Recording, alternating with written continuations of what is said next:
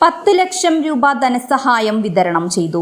Vadakkanchery merchant അസോസിയേഷന്റെ ആഭിമുഖ്യത്തിൽ ഭദ്രം വ്യാപാര കുടുംബ സുരക്ഷാ പദ്ധതിയിൽ അംഗമായിരുന്ന പോൾ കെ.പി.യുടെ നിര്യാണത്തെ തുടർന്ന് അദ്ദേഹത്തിന്റെ കുടുംബത്തിന് വ്യാപാര ഭവനിൽ വെച്ച് നടന്ന ചടങ്ങിൽ വെച്ച് എം.എൽ.എ. സേവ്യർ ചിറ്റിലപ്പിള്ളി 10 ലക്ഷം രൂപയുടെ ചെക്ക് കുടുംബാംഗങ്ങൾക്ക് കൈമാറി. ചടങ്ങിൽ അജിത് മല്ലയ്യ അധ്യക്ഷത വഹിച്ചു. പി.എൻ. ഗോകുലൻ സ്വാഗതം പറഞ്ഞു. നിയോജക മണ്ഡലം ചെയർമാൻ പി.പി. ജോണി മുഖ്യാതിഥിയായി.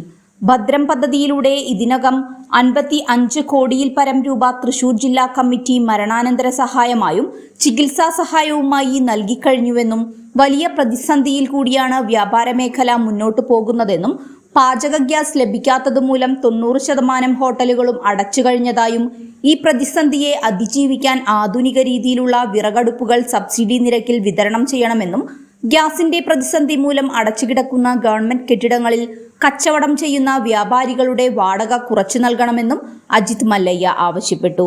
തുടർന്ന് ഇഫ്താർ വിരുന്ന് സംഘടിപ്പിച്ചു.